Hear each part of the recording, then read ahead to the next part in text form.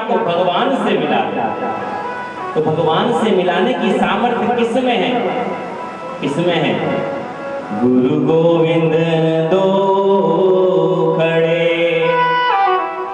काके लागो पार,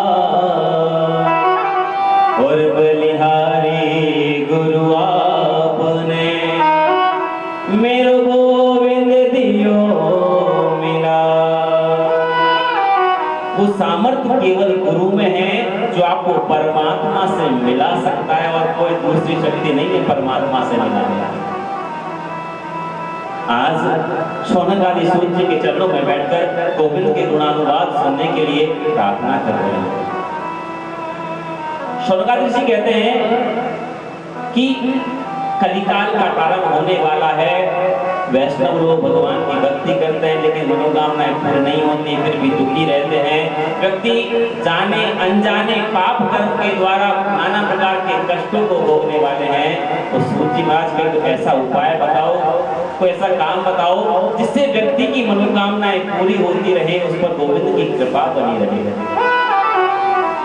आज सूत जी कहते हैं भक्तोदवर्धनम यच्च कृष्ण संतोष हेतुकम तदहम ते विदास्यामि सावधानतया शृणु। सूत जी कहते हैं ऋषियों, तुमने जगत के कल्याण के लिए बहुत सुंदर प्रश्न पूछा है।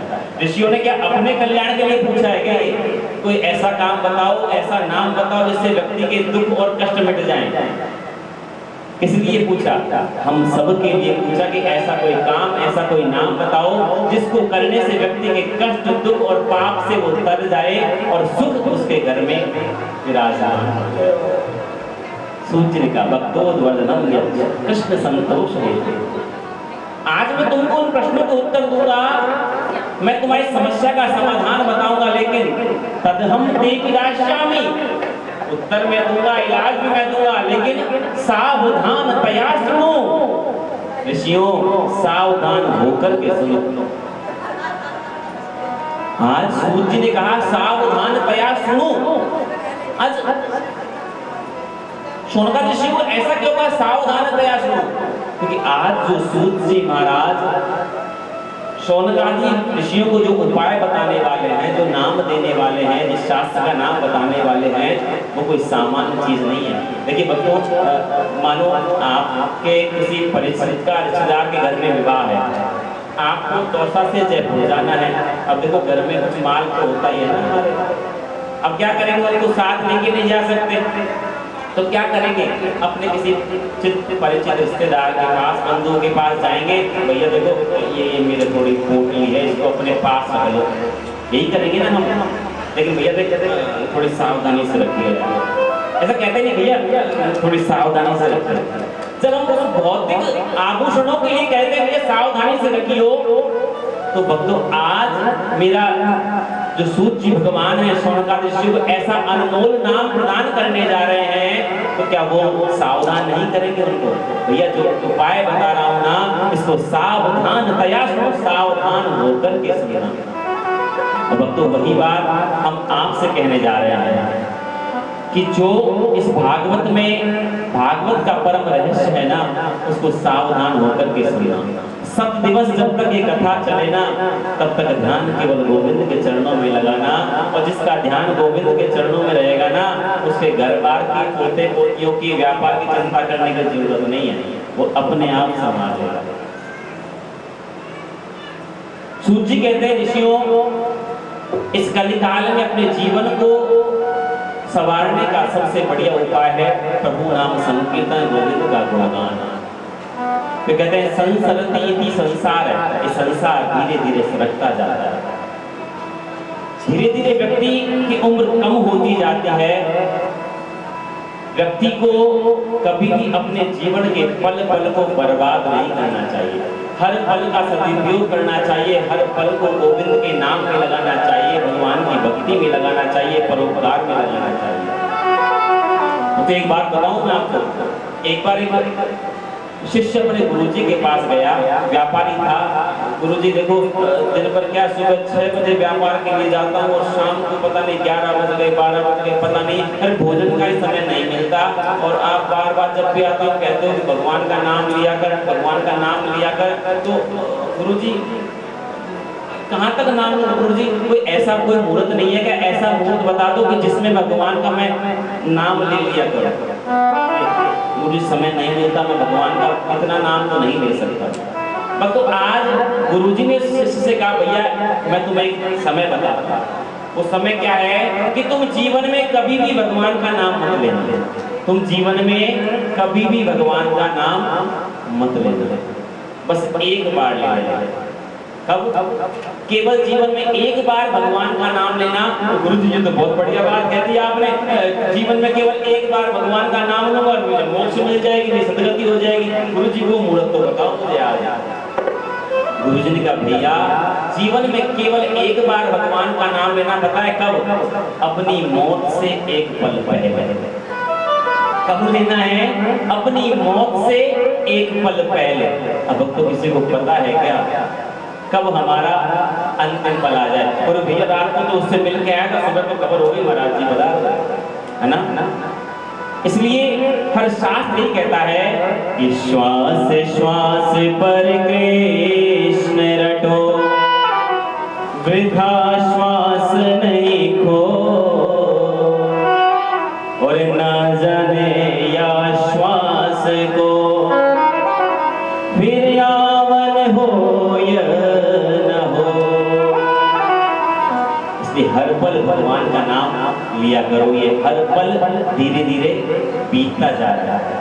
इसलिए तो कहते हैं ना, ओ तेरा पल पल बीता जाए मुख से जप ले नमः शिवाय। तेरा पल पल बीता जाए मुख से जप ले नमः शिवाय। तेरा पल पल बीता जाए मुख से जप ले नमः शिवाय। तेरा पल पल बीता जाए मुख से जप ले नमः शिवाय। ओम नमः शिवाय, ओम नमः शिवाय, ओम नमः शिवाय, ओम नमः शिवाय। तेरा पल पल बीता जाए मुख से जप ले नमः शिवाय। तेरा पल पल बीता जाए मुख से जप ले नमः शिवाय। ओम नमः शिवाय, ओम नमः शिवाय। ओम नमः शिवाय, ओम नमः शिवाय।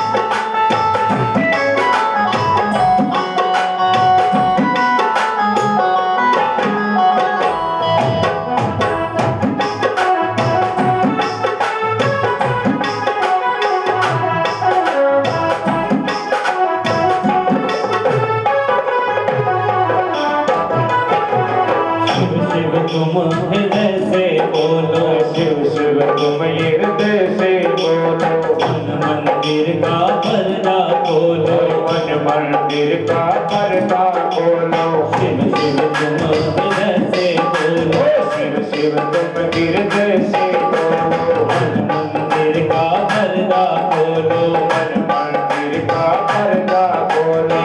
अवसर खाली न जाए मुख से जप ले नमः शिवाय। तेरा अवसर काल न जाए मुख से जप ले नमः शिवाय। ओम नमः शिवाय, ओम नमः शिवाय, ओम नमः शिवाय, ओम नमः शिवाय। तेरा पल पल बीता जाए मुख से जप ले नमः शिवाय। तेरा पल पल बीता जाए मुख से जप ले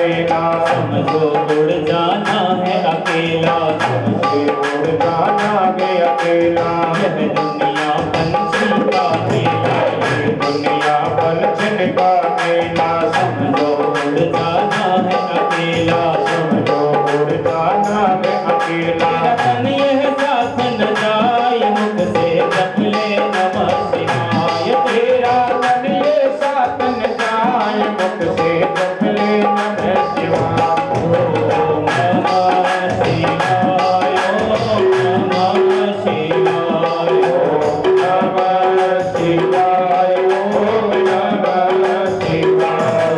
तेरा पल पल बीता जाए, मुख से जप ले नमः शिवाय, तेरा पल पल बीता जाए, मुख से जप ले नमः शिवाय। ओम नमः शिवाय, ओम नमः शिवाय, ओम नमः शिवाय, ओम नमः शिवाय।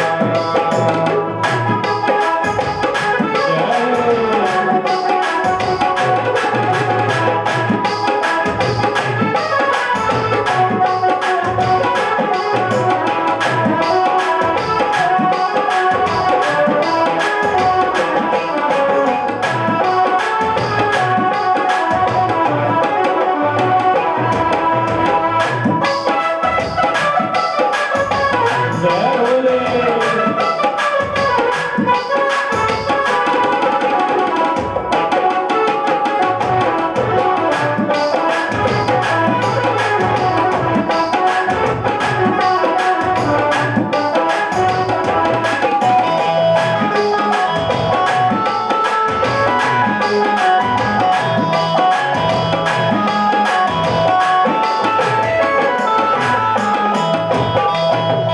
मुसाफिरी जब पूरी होगी, मुसाफिरी जब पूरी होगी, चलने की मजबूरी होगी, चलने की मजबूरी होगी। मुसाफिरी जब पूरी होगी, मुसाफिरी मुसाफिरी जब पूरी होगी, चलने की मजबूरी होगी, चलने की मजबूरी होगी। बिगड़ा प्राण रह जाए, मुख से जप ले नमः शिवाय, तेरा बिगड़ा प्राण रह जाए, मुख से जप ले नमः शिवाय। ओम नमः शिवाय, ओम नमः शिवाय, ओम नमः शिवाय, ओम नमः शिवाय। तेरा पल पल बीता जाए, मुख से जप ले नमः शिवाय, तेरा पल पल बीता जाए, मुख से जप ले नमः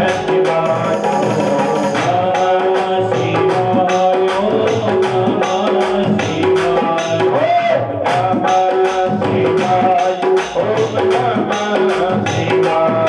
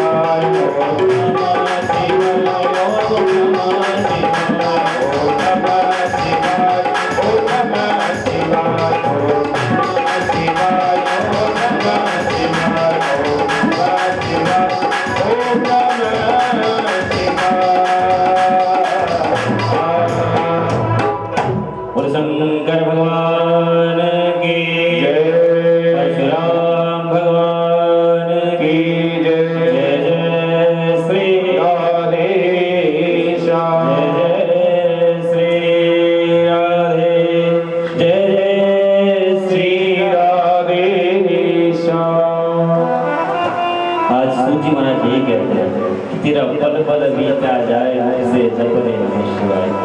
भक्तों, नमः शिवाय का सीधा सा अर्थ है, जो आपका इष्ट है ना, हर पल अपने इष्ट का स्मरण करते रहो। किसी का इष्ट राम है, किसी का श्याम है, किसी का परशुराम है, किसी का बालाजी बाबा, किसी की मैया। अरे जब आपका जो इष्ट है ना, हर पल उसी का नाम जपते रहो। कोई भव बाधाएं आपको परेशान करने नहीं आएंगी। आज सूत जी कहते हैं, ऋषियों, आज मैं तुम्हें वह अनमोल मंत्र प्रदान करने जा रहा हूं, अनमोल रहस्य देने जा रहा हूं, जो रहस्य देवताओं के लिए भी दुर्लभ है। देवानाम अपि दुर्लभम, ऐसा अनमोल खजाना, ऐसा अनमोल रहस्य मैं आपको देने जा रहा हूं। शौनकादि ऋषि कहते हैं, गुरुदेव जरा उस रहस्य को हमको बताइए ना, वो क्या है। सूत जी कहते हैं, आज हम आपको देने जा रहे हैं श्रीमद् भागवतम शास्त्रम। आश्रियत भागवत शास्त्र को आपको हम प्रदान करने जा रहे हैं, जो देवा नाम भी दुर्लभ, देवों के लिए भी दुर्लभ है। ऋषियों, जब परीक्षित जी को सब दिवस में मृत्यु का श्राप लगाना, परीक्षित जी अपने पुत्र जनमेजय को राजगद्दी पर बैठा करके आ गए। सुखतार क्षेत्र में सबको पूछा, भैया 7 दिवस में मोक्ष का उपाय बताओ, मुक्ति का उपाय बताया, कोई नहीं बता पाया। भगवान स्वयं सुखदेव प्रभु पधारे और 7 दिवस में मृत्यु का उपाय बताया, श्रीमद् भागवत कथा। जब देवताओं को पता चला कि भगवान सुखदेव इस साधारण जीव परीक्षित को कथामृत प्रदान करने जा रहे हैं, तो भक्तों देवताओं ने क्या किया, सुधा कुंभम गृहीत्वे देवास्तत्र समागमन। वो सुधा जो अमृत का कलश था ना, जो देवासुर संग्राम से देवताओं को प्राप्त हुआ बड़े मुश्किल से, भगवान को स्वयं मोहिनी अवतार बन करके आना पड़ा, वो सुधामृत अपने पास ग्रहण करना पड़ा। जिस अमृत के लिए देवासुर महासंग्राम हुआ, उस अमृत को लेकर के आ गए सुखदेव जी के पास और क्या कहा, एवं विनिमयो जातो सुधा राज्ञा प्रपीयताम तपस्यामो वयम सर्वे श्रीमद् भागवतामृतम्। सुखदेव जी महाराज, आप एक काम करो, ये जो परीक्षित है ना, इसको 7 दिवस में मृत्यु का श्राप लगा है ना, एक काम करो, ये जो अमृत है ये इसको पिला दो, ये अमर हो जाएगा। ये सुधा अमृत इसको पिला दो और आपका जो कथामृत है वो हमको पिला दो। एवं विनिमये जातो सुधा राज्ञा प्रपीयताम। सूत जी, सुखदेव जी कहने लगे, देवता ऐसे तो नहीं है। जो कहते हैं स्वीकार कुशला सुरहा, देवता अपने कार्य को करने में बहुत कुशल होते हैं। और जिस अमृत के लिए महासंग्राम हो गया, उस अमृत को चुपचाप देने आ गए, मैं देवी देता। लेकिन ये जो कथामृत है ना, ये कोई व्यापार की वस्तु नहीं है। आपने क्या कहा कि इसको तो आप ले लो, इसको हम दे दो। ये भागवत रूपी जो अमृत है ना, वो किसी के मोल का होगा नहीं, ये तो अनमोल रत्न है। यदि आप भाव से आते हो, कहते कि गुरुजी हमको भी ये कथामृत पिला दो, तो शायद मैं आपको इस कथामृत को पिला देता। लेकिन आपने तो क्या कहा कि एवं विनिमय जातो, इसको आप रख लो, इसको हमको दे दो। अदला बदली करनी चाहिए। सुखदेव प्रभु कहते हैं, भक्तों मैं आपसे बात करूं, हमारी माताएं शॉपिंग करने जाती है, बाजार जाती हैं। मानो आप बाजार गए और दुकान से आपने 1000 रुपए की एक साड़ी पसंद कर ली, बहुत बढ़िया आपको पसंद आ गई। उसको लेकर आप घर आए, घर आकर आपने सखी ने कहा, बहन ये साड़ी अच्छी तो फिर अच्छी ना लगे, ये कलर थोड़ा ऐसा रह जाए, हमें सितारे का में क्या तो तुम बतला क्या, ये तो अच्छी ना लगे, बहन अच्छी ना लगे। तो अगले दिन वो देवी उस साड़ी को लेकर के वापस दुकान वाले के पास गई, भैया ये साड़ी तो पसंद नहीं आई, दूसरी दो। दुकान वाले ने बहुत साड़ी दिखाई, अब पसंद कौन सी आई, कल लेकर गई थी 1000 रुपए की, पसंद आ गई 1500 रुपए। अब उसने कहा, भैया कल लेकर गई थी ना, ये साड़ी आप रख लो, ये मुझे दे दो। दे देगा क्या? दे देगा क्या? नहीं देगा ना, 500 रुपए क्योंकि अदला बदली किसी में होती है। यदि आप 1000 रुपए की साड़ी पसंद करते तो 1000 रुपए की आपको बदले में दे देता, लेकिन आपने तो महंगी वस्तु पसंद कर ली, इसके बराबर की नहीं है। आप किसी सोने के पास जाओ, ज्वेलर्स के पास जाओ, इतना बड़ा कांच का टुकड़ा लेकर जाओ, सोनी से कहो भैया ये रख लो, इतना सा हीरा हमको दे दो, देगा क्या? नहीं देगा ना। क्यों? क्योंकि विनिमय हमेशा बराबर की वस्तु में होता है। सुखदेव जी कहते हैं वे स्वधा क्वे कथा लोके क्वे काच के मणिल महा ब्रह्मरा तो विचार्येवं तथा देवान् जहासः।